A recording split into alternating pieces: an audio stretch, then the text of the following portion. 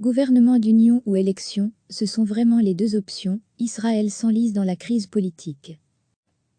Après un nouvel échec des pourparlers Netanyahou-Gantz, le président israélien a demandé ce jeudi au Parlement de lui dénicher un élu capable de faire bouger les lignes politiques, dans l'espoir de doter Israël d'un gouvernement, afin de mettre fin à plus d'un an de crise politique. Au terme des élections législatives du 2 mars dernier, les troisièmes en moins d'un an qui devaient enfin départager le premier ministre israélien Benjamin Netanyahou et son rival Benny Gantz, le président Reuven Rivlin avait confié à ce dernier la tâche de former le prochain gouvernement. Et en pleine pandémie de nouveau coronavirus, Benny Gantz, du parti Kahol-Lavant, bleu-blanc, avait causé la surprise en ouvrant la voie à un gouvernement d'union et d'urgence, avec le premier ministre sortant Benjamin Netanyahou, inculpé pour corruption. Il avait pourtant juré de ne pas partager le pouvoir avec lui, tant qu'il n'avait pas réglé ses démêlés avec la justice. Les lignes commençaient à bouger. De rival, Gantz devenait ex-rival. L'espoir d'un accord de gouvernement pointait à l'horizon pour de nombreux Israéliens, d'autres reprochant toutefois à Gantz, ancien chef d'état-major de l'armée, d'avoir rendu les armes. Lundi soir, le mandat de Gantz a échu sans accord malgré d'intenses tractations. Le président a remis un jeton dans la machine pour donner aux deux hommes un dernier ultimatum qui s'est soldé dans la nuit une nouvelle fois sans gouvernement. Je vous informe que je ne vois pas la possibilité de former un gouvernement et que je confie la formation du gouvernement à la Knesset, le Parlement, a écrit ce jeudi matin le président Reuven Rivlin. Le Parlement israélien a désormais 3 semaines pour proposer un élu ayant suffisamment d'appui pour tenter de former un gouvernement, alors que les camps de Netanyahou et Gantz disent poursuivre leurs pourparlers. La question centrale est dans la sphère légale, qui dit gouvernement d'union, dit partage des portefeuilles ministériels. Or, avec un Premier ministre en passe d'être jugé pour corruption et malversation dans une série d'affaires, les troupes de Benny Gantz veulent un contrôle total sur les nominations judiciaires, souligne Jonathan Rinol, professeur au département de sciences politiques à l'université Bar-Ilan. La question centrale est dans la sphère légale, ajoute-t-il, précisant que le Premier ministre veut s'assurer en cas de rotation au pouvoir, avec Benny Gantz qu'il pourrait rester au gouvernement, car la loi israélienne permet à un chef de gouvernement d'être inculpé, mais pas à un ministre. Les négociations achoppent aussi sur la crainte de Benjamin Netanyahou, que la Cour suprême ne le déclare inapte à gouverner en raison de son inculpation, et que l'ensemble du mandat de Premier ministre ne revienne à Benny Gantz. Un scénario contre lequel il aurait cherché à se prémunir en demandant des garanties que Benny Gantz lui aurait refusées, selon les analystes. Autre sujet potentiel de dissension, le portefeuille de la défense. Gantz et son acolyte Gabi Ashkenazi, tous deux d'anciens chefs de l'armée, émettent de surcroît des doutes sur une annexion rapide par Israël de la vallée du Jourdain, en Cisjordanie occupée. Nombre d'analystes s'interrogent sur les réelles intentions de Benjamin Netanyahou de partager le pouvoir avec Benny Gantz.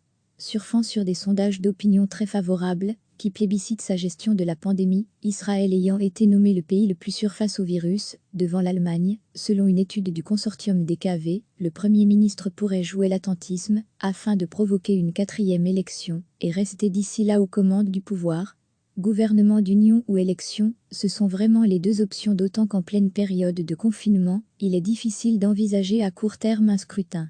Quelles que soient les réelles intentions de Netanyahou, l'attentisme lui va très bien, estime Gideon Raha, professeur de sciences politiques à l'université hébraïque de Jérusalem.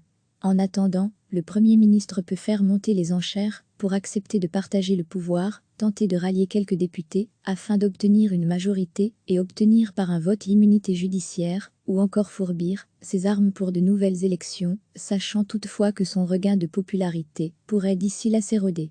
Gouvernement d'union ou élection, ce sont vraiment les deux options, et le scénario le plus probable reste un gouvernement d'union, souligne M. Rinol, pour qui Benjamin Netanyahou évalue tous les scénarios en fonction de sa survie politique, afin d'éviter la prison. Recevez chaque matin l'essentiel de l'actualité. Après un nouvel échec des pourparlers Netanyahou-Gantz, le président israélien a demandé ce jeudi au Parlement de lui dénicher un élu capable de faire bouger les lignes politiques, dans l'espoir de doter Israël d'un gouvernement, afin de mettre fin à plus d'un an de crise politique. Au terme des élections législatives du 2 mars dernier, les troisièmes en moins d'un an qui devaient enfin départager le Premier ministre israélien Benjamin Netanyahou et son rival Benny Gantz, le président Reuven Rivlin avait confié à ce dernier la tâche de former le prochain gouvernement.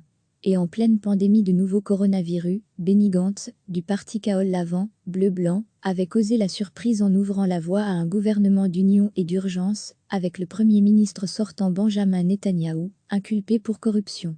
Il avait pourtant juré de ne pas partager le pouvoir avec lui, tant qu'il n'avait pas réglé ses démêlés avec la justice. Les lignes commençaient à bouger. De rival, Gantz devenait ex-rival. L'espoir d'un accord de gouvernement pointait à l'horizon pour de nombreux Israéliens, d'autres reprochant toutefois à Gantz, ancien chef d'état-major de l'armée, d'avoir rendu les armes. Lundi soir, le mandat de Gantz a échu sans accord malgré d'intenses tractations. Le président a remis un jeton dans la machine pour donner aux deux hommes un dernier ultimatum qui s'est soldé dans la nuit une nouvelle fois sans gouvernement. Je vous informe que je ne vois pas la possibilité de former un gouvernement et que je confie la formation du gouvernement à la Knesset, le Parlement, a écrit ce jeudi matin le président Reuven Rivlin. Le Parlement israélien a désormais 3 semaines pour proposer un élu ayant suffisamment d'appui pour tenter de former un gouvernement, alors que les camps de Netanyahou et Gantz disent poursuivre leurs pourparlers. La question centrale est dans la sphère légale, qui dit gouvernement d'union, dit partage des portefeuilles ministériels. Or, avec un Premier ministre en passe d'être jugé pour corruption et malversation dans une série d'affaires, les troupes de Benny Gantz veulent un contrôle total sur les nominations judiciaires, souligne Jonathan Rinol, professeur au département de sciences politiques à l'université Bar-Ilan. La question centrale est dans la sphère légale, ajoute-t-il, précisant que le Premier ministre veut s'assurer en cas de rotation au pouvoir, avec Benny Gantz qu'il pourrait rester au gouvernement, car la loi israélienne permet à un chef de gouvernement d'être inculpé, mais pas à un ministre. Les négociations achoppent aussi sur la crainte de Benjamin Netanyahou, que la Cour suprême ne le déclare inapte à gouverner en raison de son inculpation, et que l'ensemble du mandat de Premier ministre ne revienne à Benny Gantz. Un scénario contre lequel il aurait cherché à se prémunir en demandant des garanties que Benny Gantz lui aurait refusées, selon les analystes. Autre sujet potentiel de dissension, le portefeuille de la défense. Gantz et son acolyte Gabi Ashkenazi, tous deux d'anciens chefs de l'armée, émettent de surcroît des doutes sur une annexion rapide par Israël de la vallée du Jourdain, en Cisjordanie occupée. Nombre d'analystes s'interrogent sur les réelles intentions de Benjamin Netanyahou de partager le pouvoir avec Benny Gantz. Surfant sur des sondages d'opinion très favorables, qui plébiscitent sa gestion de la pandémie, Israël ayant été nommé le pays le plus sûr face au virus, devant l'Allemagne, selon une étude du consortium DKV, le Premier ministre pourrait jouer l'attentisme, afin de provoquer une 4e élection, et rester d'ici là aux commandes du pouvoir. Gouvernement d'union ou élection, ce sont vraiment les deux options, d'autant qu'en pleine période de confinement, il est difficile d'envisager à court terme un scrutin. Quelles que soient les réelles intentions de Netanyahou, l'attentisme lui va très bien, estime Gideon Raha, professeur de sciences politiques à l'Université hébraïque de Jérusalem.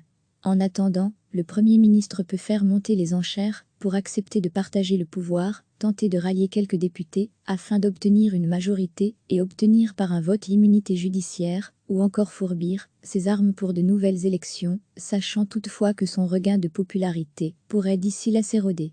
Gouvernement d'union ou élection, ce sont vraiment les deux options, et le scénario le plus probable reste un gouvernement d'union, souligne M. Rinol, pour qui Benjamin Netanyahou évalue tous les scénarios en fonction de sa survie politique, afin d'éviter la prison. Cliquez sur s'abonner pour recevoir les dernières nouvelles.